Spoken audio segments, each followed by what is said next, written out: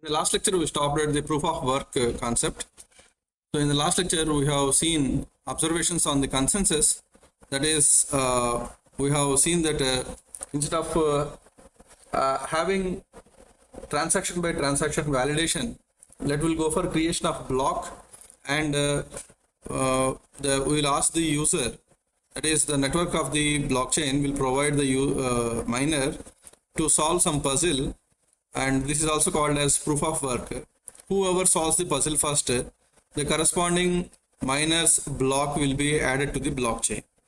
This concept we have seen in the last lecture. Today we'll see the proof of work functionality. So the proof of work is a consensus protocol used in the public blockchain, and this is first used in the Bitcoin blockchain. But the concept of proof of work is not a very new concept. It is already available previously. So it is actually an economic measure to deter service abuses by requiring some work from the service requester. If the service requester is keep on asking you service, instead you give some work to them and ask them to complete that work. If the work was completed successfully, then you may provide the service. So this is what the actually thing is.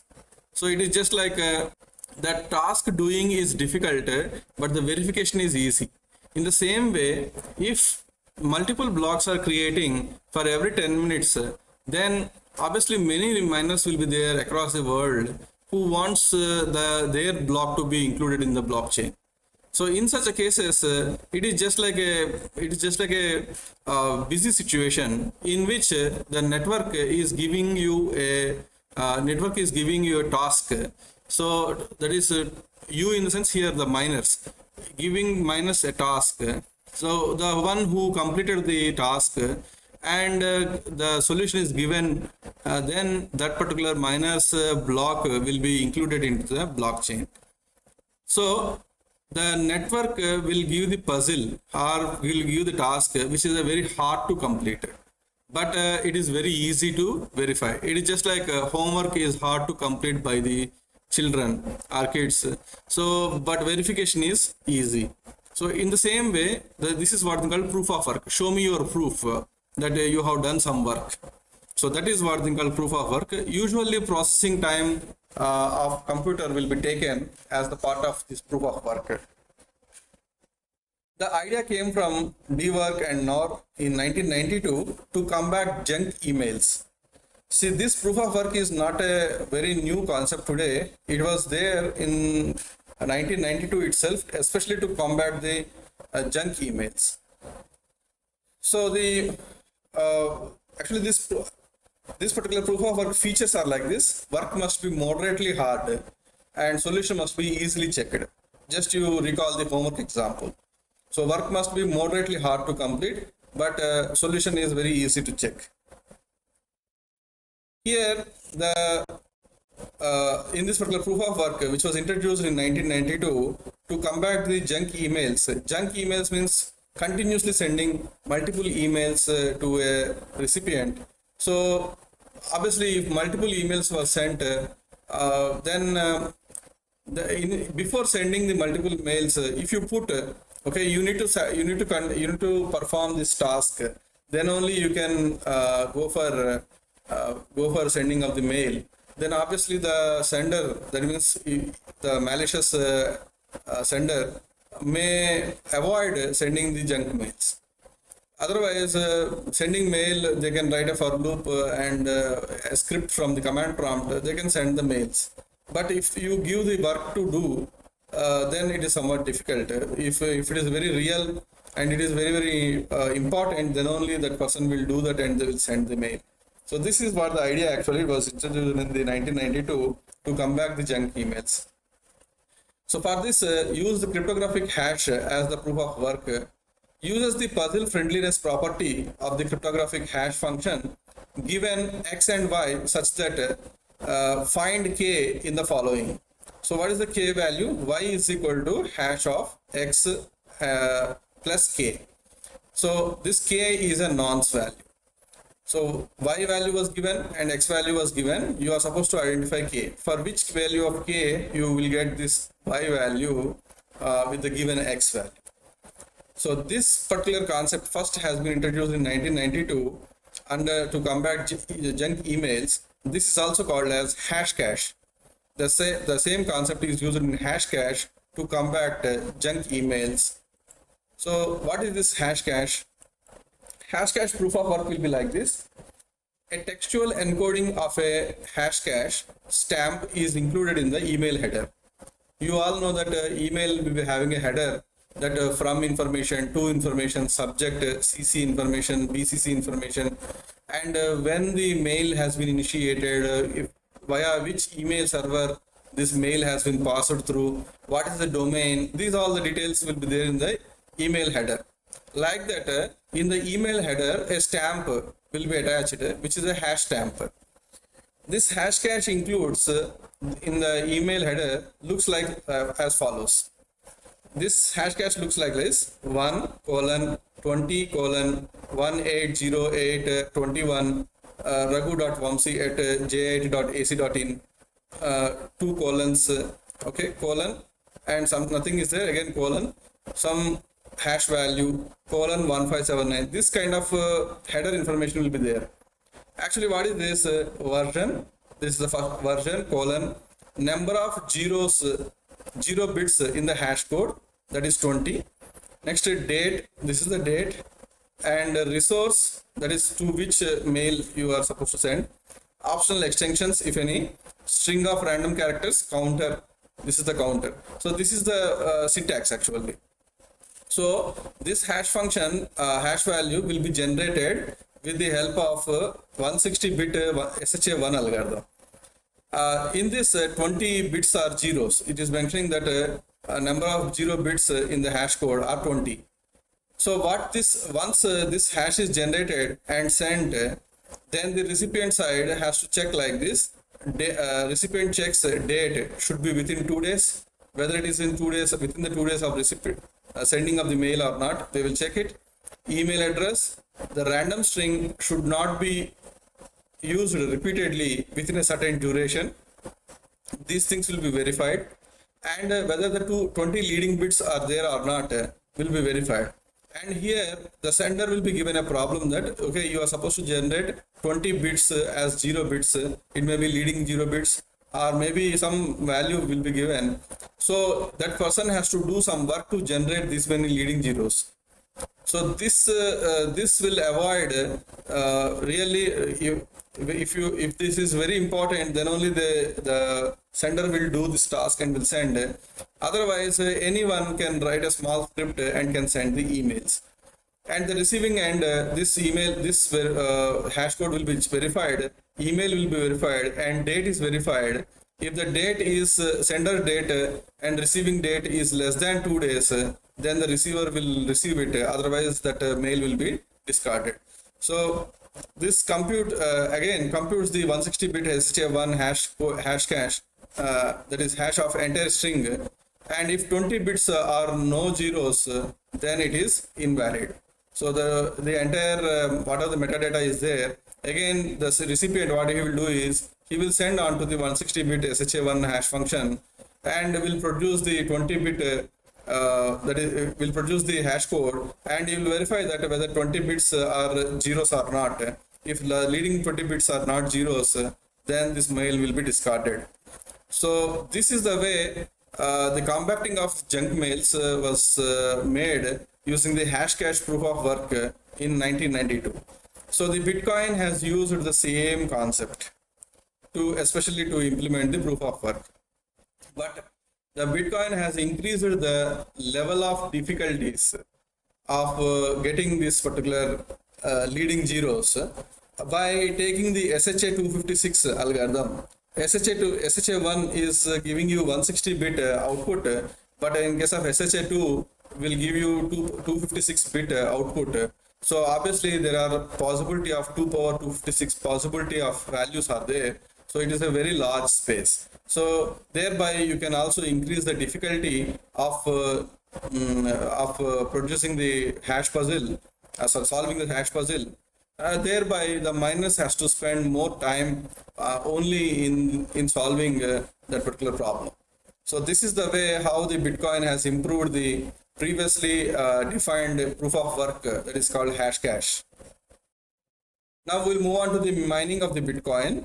After understanding the proof of work, now we'll see how this particular proof of work was elaborated and used in the mining Bitcoins. So these are the steps to be followed in the mining of the Bitcoin. New transactions are broadcasted to all nodes. We have already seen this broadcasting to all nodes in the form of flooding. Each node collects a new transaction into a block. Each node works on finding a difficult proof of work for its block. When a node finds proof of work, it broadcasts the block to all nodes. Nodes accept the block only if all transactions in it are valid and not already spent. Then only that particular block will be, that such blocks will be accepted.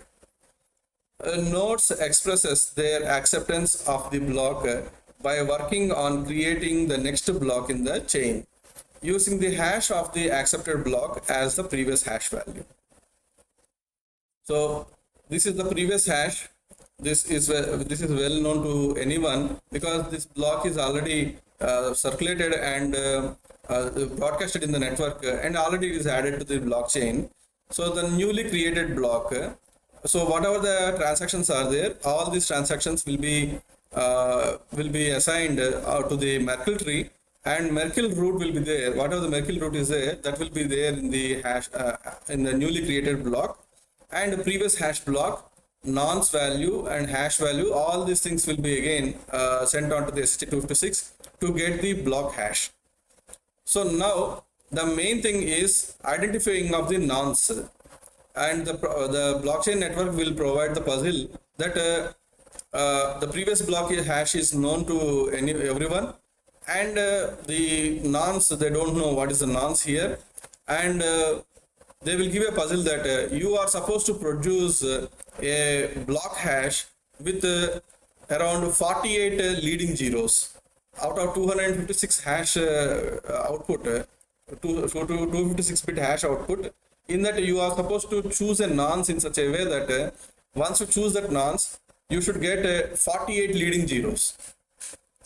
So for which nonce you will get 48 leading zeros?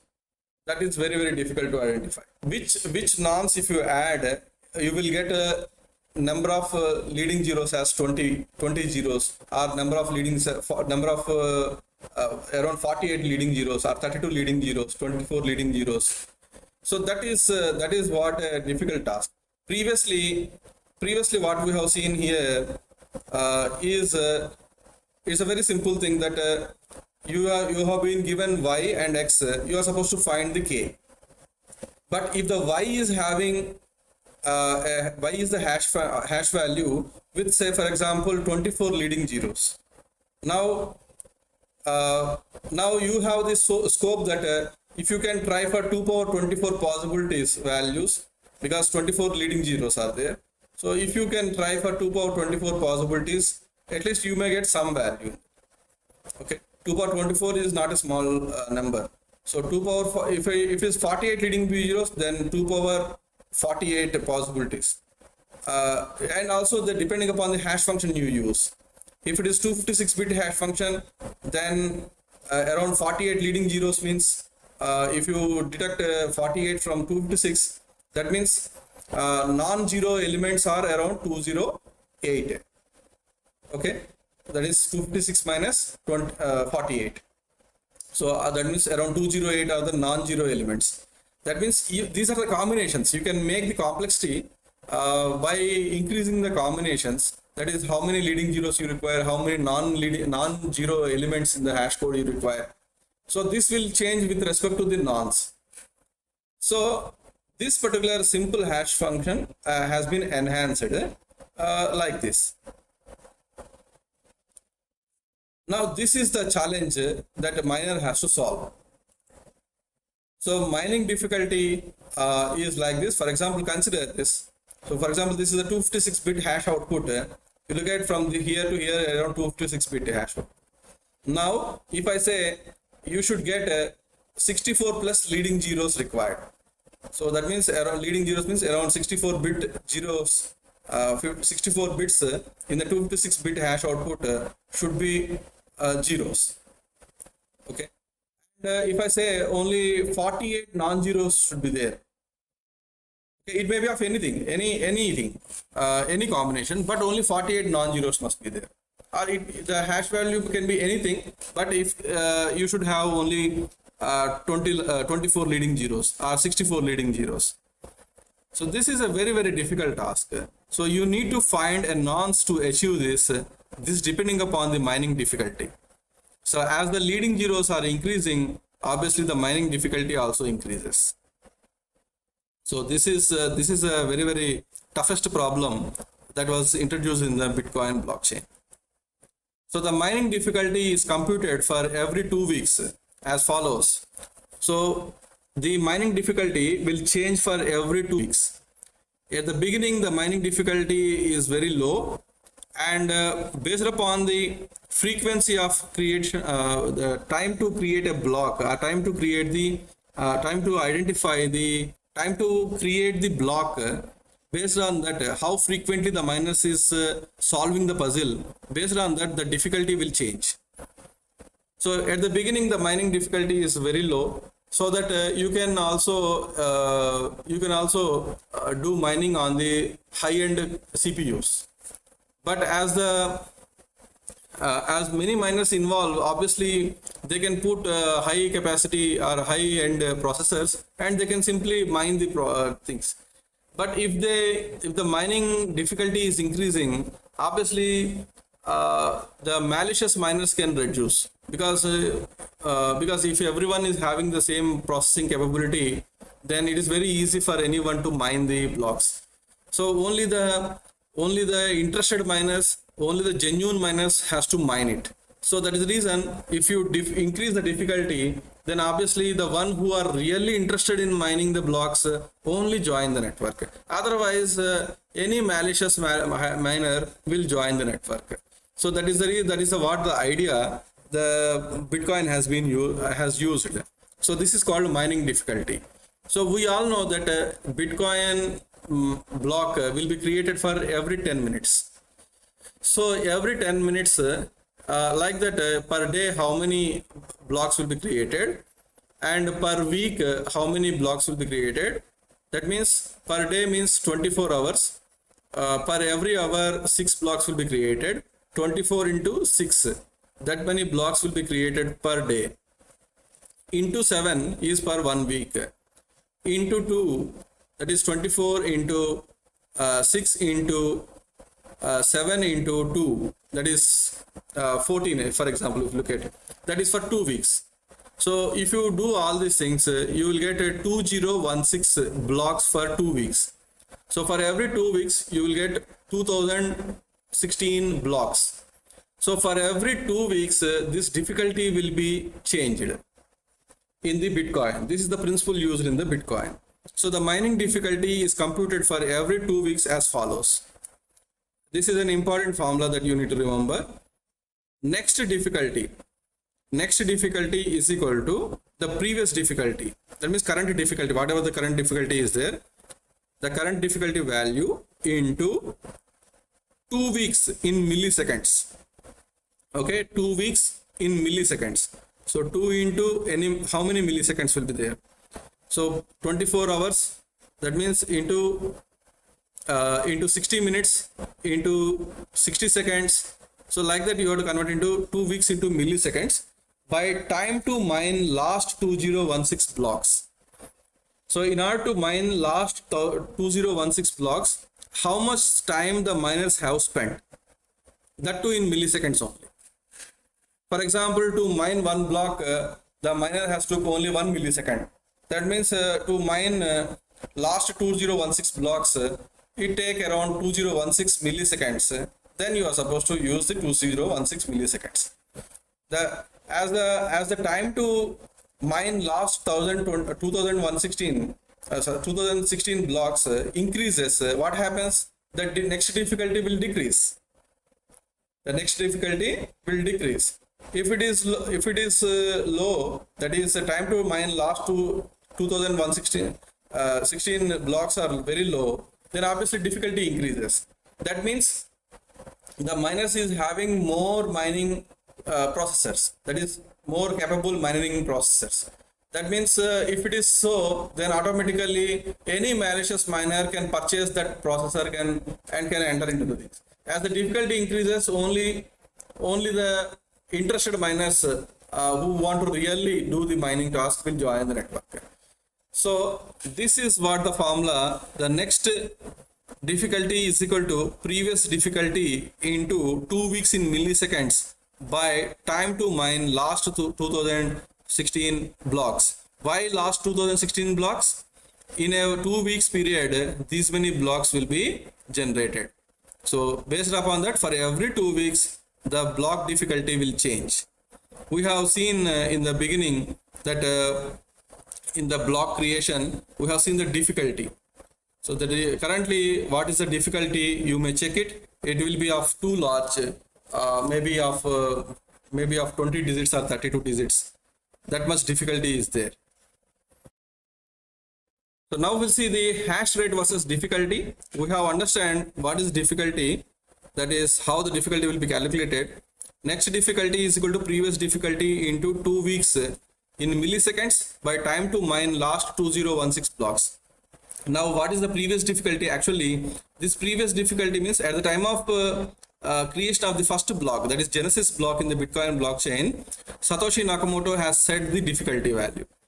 So after 2 weeks, that value will become the previous difficulty into how many blocks generated, how much time spent for generating 2016 blocks in the 2 weeks will be considered, and that was divided by that particular value is substituted here, and finally you got the next difficulty for the next 2 weeks. Next 2 weeks again previous difficulty was taken, revised like that. Till now these difficulty levels are calculated. Now as the mining power increases, the difficulty also increases. Mining power increases, the difficulty also increasing, because the mining power increases means obviously if the difficulty increases, mining you require more mining power or more mining speed. So that we will see now how this particular hash rate and mining was related. Hash rate versus difficulty. Hash is a random number between 0 and 2 power 256 minus 1. So that means this is the hash value. You will get any combination between 0 to 2 power 256 minus 1. In this combination, you will get any number or any output once you go for hashing. If the leading 48 bits are 0, the offset for the difficulty is, because the hash output may be in the hexadecimal form also, like H capital X, H small x, 0, F, E, something you will be having. So this particular offset can be like 0xFFFF, that is 65,535, that like that in the offset into subtract this 48 bits from the 256 bits, so 2 power 208. This is the offset. That means these are the this is the actually the offset whenever you go for the leading 48 bit zeros. Now with this you have already have the difficulty value. So the offset for difficulty D is 0xFFF into 2 power 208 by D. Okay, instead of this 0x triple F, 4Fs, you can also place 65,535. Okay, by D. The expected number of hash rate we need to calculate to find a block with difficulty D is the difficulty into 2 power 256 by the offset into 2 power 208. So what will be the rate you will get? That much hash rate is required to get this particular nonce value.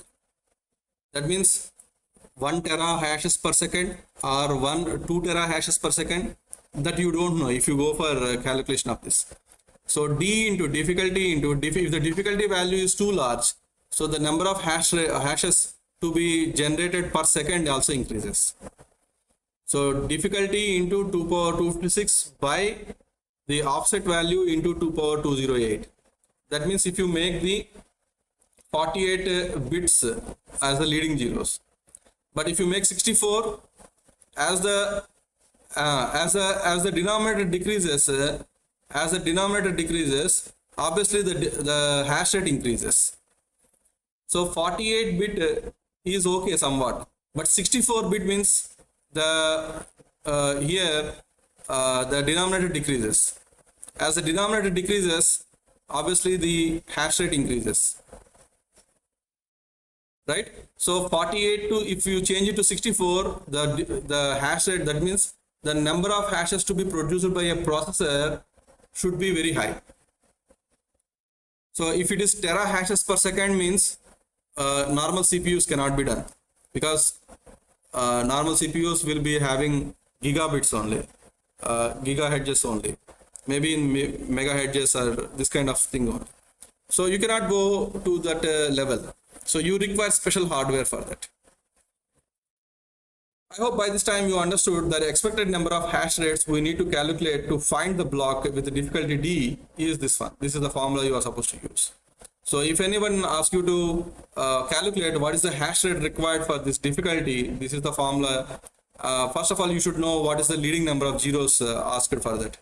If there are 24 leading zeros, then you are supposed to subtract it like 2 power 256 minus 24, like that. If it is 64, 256 minus 64. Since it is 48 bit leading zeros, the 2 power 256 minus 48. Now, mean time to find a block. With this difficulty, what is the mean time to find a block? So, will the block will be found in the next 10 minutes exactly? So, how to find out? Mean time, that is 10 minutes by fraction of hash rate. You have calculated the hash rate here. The fraction of hash rate you place here. So 10 minutes by fraction of hash rate will give you the mean time to find a block. So how I hope you've got the what is hash rate. So how the hash rate and difficulty are important to identify the mean time to find a block. Now we'll move on to the, after having understanding of these concepts, now we'll move on to the metrics in cryptocurrencies.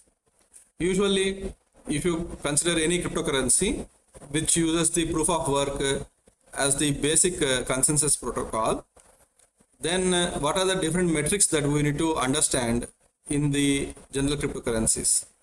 First one is block size. Block size, see, whenever I have placed here MB means in the megabits. So megabytes, MB means megabytes. So whenever you find capital B, that is byte. Small b means bits. Okay. So block size is megabytes. In megabytes you will calculate. Header size. What is the header size? Because block will be having two parts, block header and block body. So header size, which is in bytes, plus transaction size. What are the number of transactions are there? Transaction size, which is also bytes, into hash means number of transactions per block. Hash means number of. Okay, you make a note of this. Hash means here number of. Instead of writing number of, usually we'll write hash. Transactions per block. So number of transactions, for example, if it is 7 into transaction size plus header size. If you combine all these things, then it is the block size. Now total mining power, that is number of hashes you require per second to generate for performing mining, is equal to sigma nodes that belongs to system M of I. That means because sometimes individual miner cannot do this task, so a pool of miners may sit together and may do the mining task. In such cases, the total mining power is, we can say, nodes that belongs to the system. Maybe the minor nodes, that belongs to the system, means in the cryptocurrency system or in the blockchain system, how many miners are there, their miners configuration, system configuration, okay, you just to sum up. That is with the M of I is equal to mining power of node I. So miner 1, miner 2, miner 3, miner 3. Node means in here computer, miner computer. So node I's mining power. Just to sum up, so obviously you will get the total mining power. Internode time. Internode time is nothing but we all know that the blockchain network is a distributed network, and each computer and the connection between the peer nodes obviously will be happened via internet. So one miner may be having a set of very good bandwidth. Another miner may not be having that much bandwidth.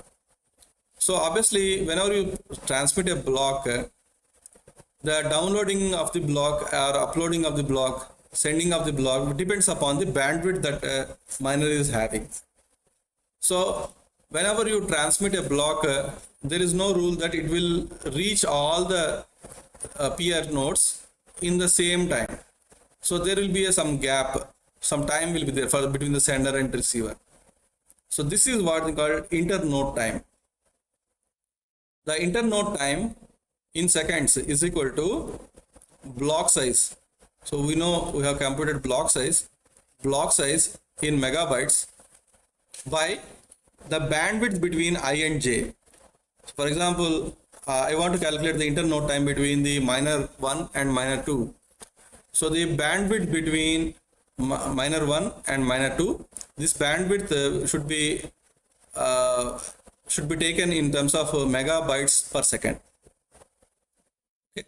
So for example, if you have 1 gigabit 1 Gbps connectivity, 1 Gbps means here not capital B, small b, capital G, small b, ps, 1 gigabits per second.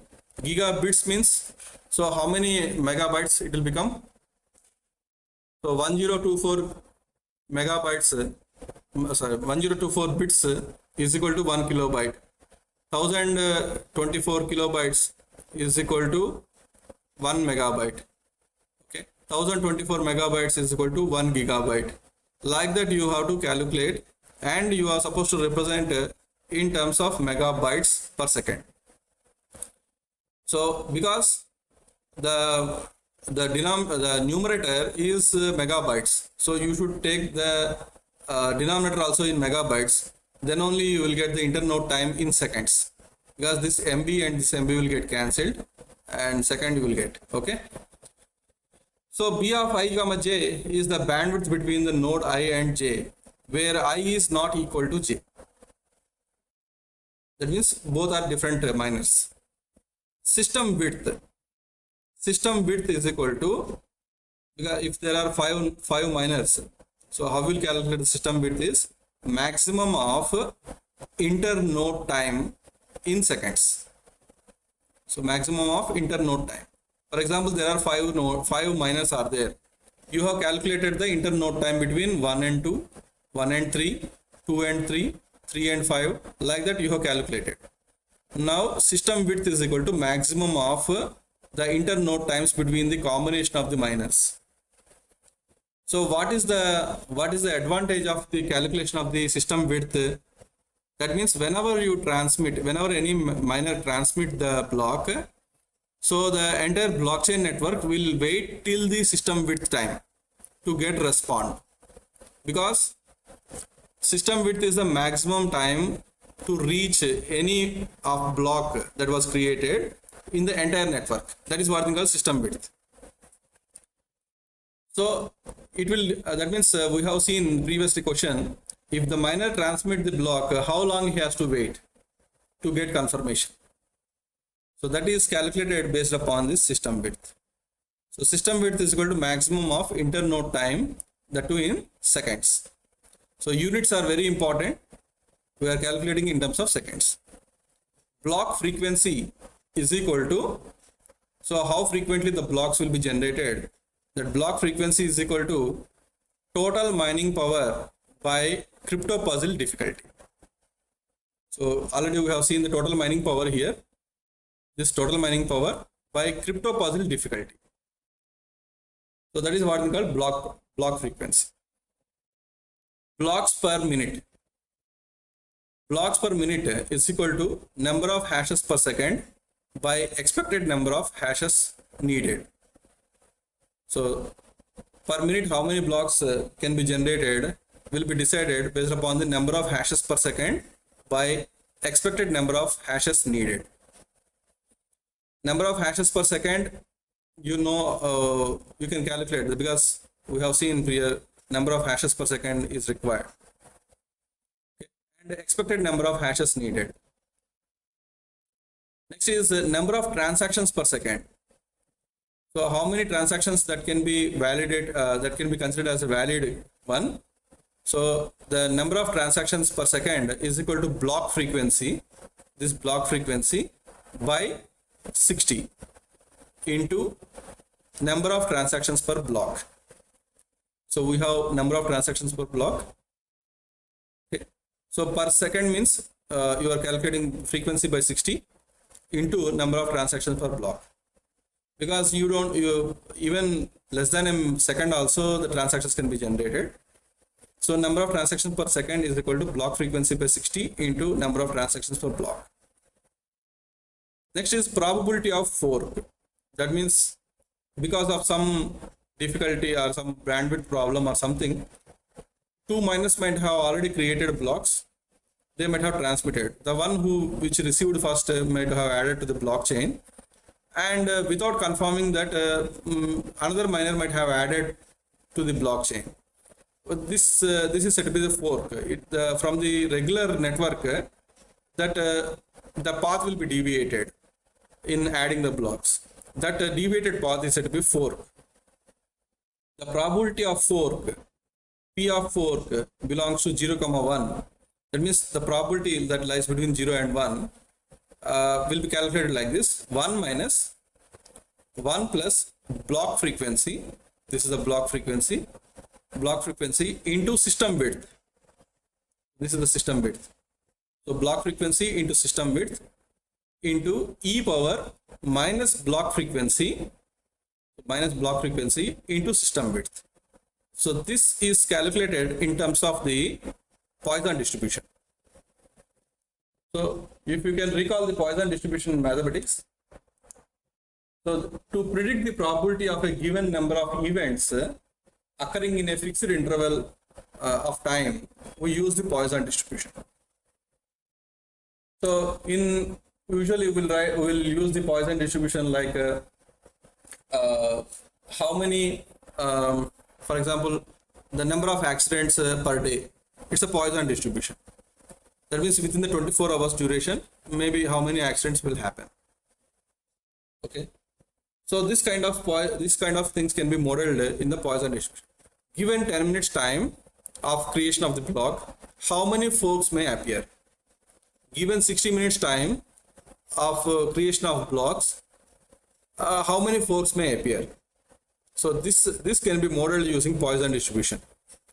So this probability of fork, Poisson of fork, that appearance of the fork, that belongs to the 0 to 1, that means the probability is ranging from 0 to 1, is calculated like this: 1 minus 1 plus block frequency into system width into e power minus block frequency into system width.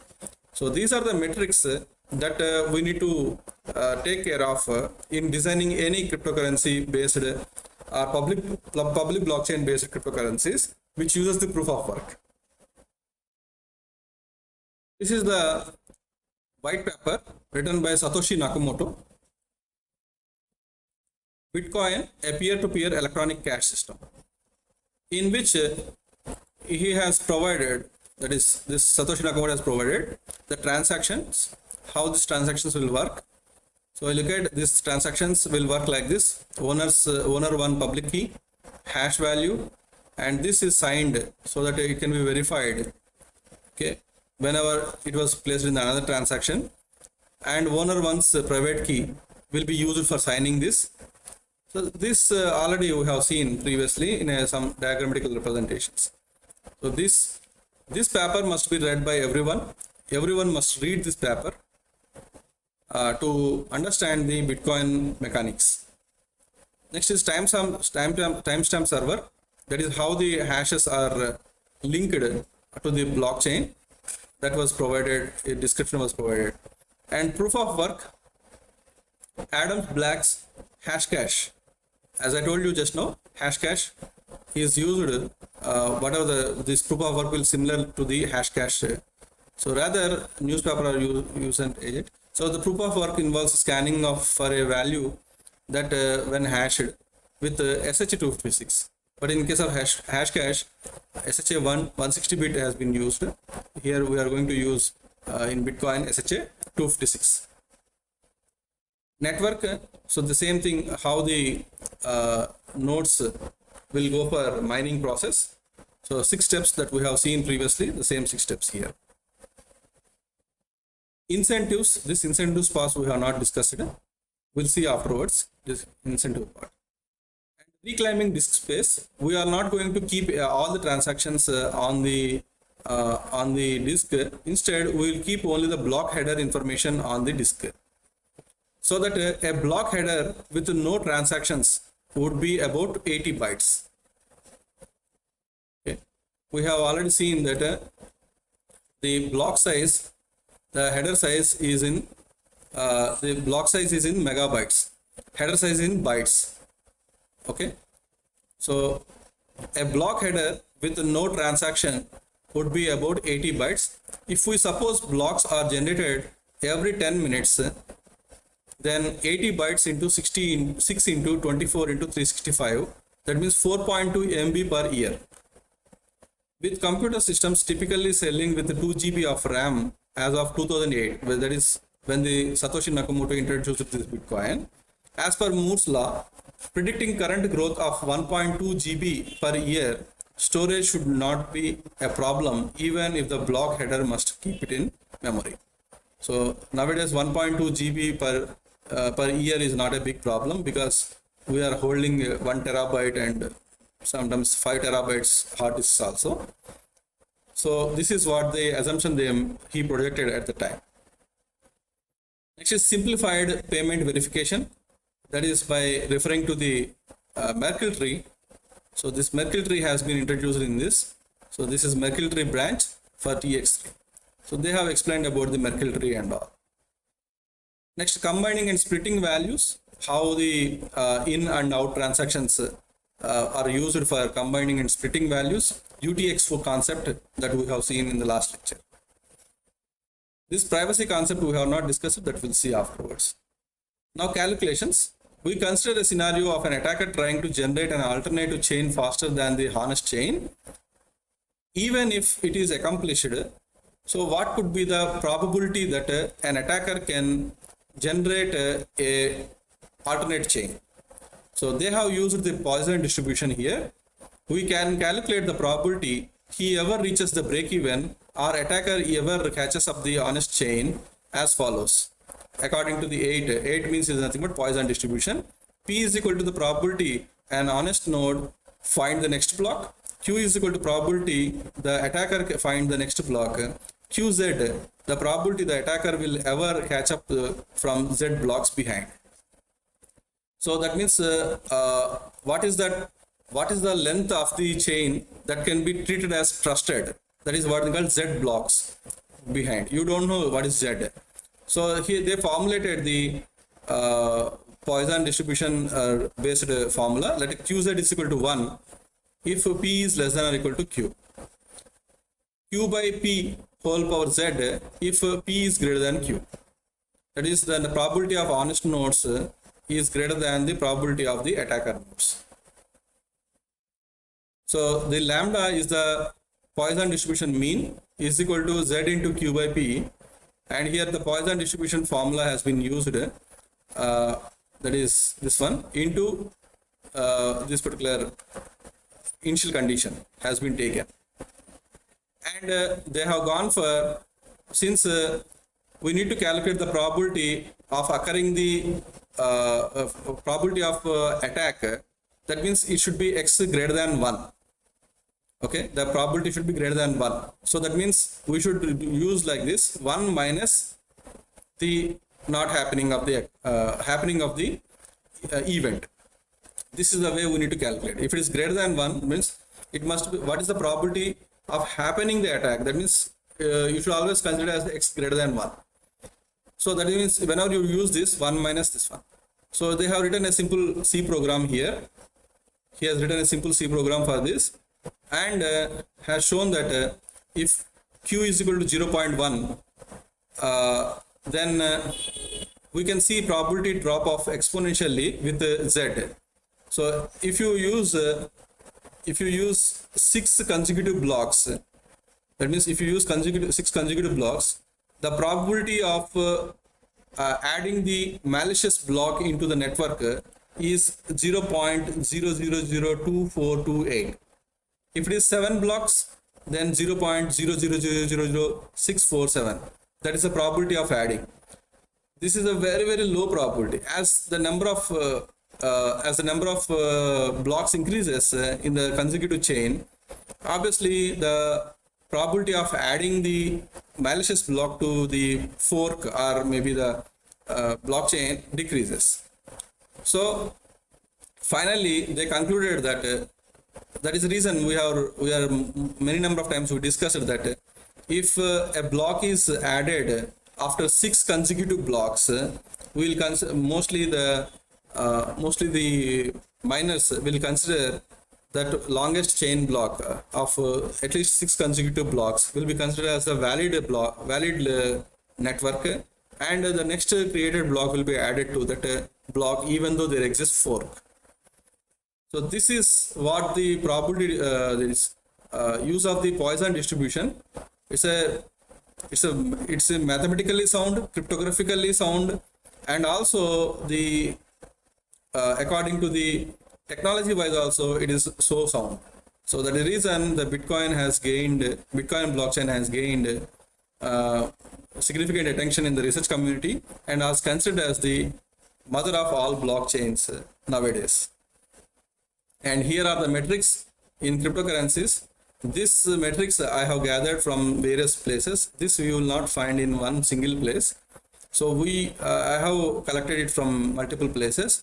And this particular exercise I have given in the tutorial also. When we go for the tutorial, we can solve this. Here header size has been given, transaction size has been given, number of transactions has been given, mining missions has been given, and this is the network. And mining power for each node. So how many hashes per second A can generate, how many hashes per second B can generate. This is the mining power. And the bandwidth between A and C, B and C, because the bandwidth may not be equal between all the nodes.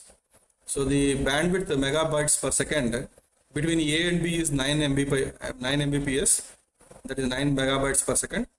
While coming to the B to C is 6 megabytes per second. By using all these values, you are supposed to compute these metrics. And you can consider the crypto puzzle difficulty as the latest difficulty. So you go to the blockchain.com website and identify what is the latest block mined. Otherwise, because you cannot latest block mined difficulty is a very large number, so may not be like that. So you may take the genesis block of the Bitcoin blockchain and find out what is the difficulty of the base block, that is the genesis block, and you may use that difficulty for calculating all these metrics.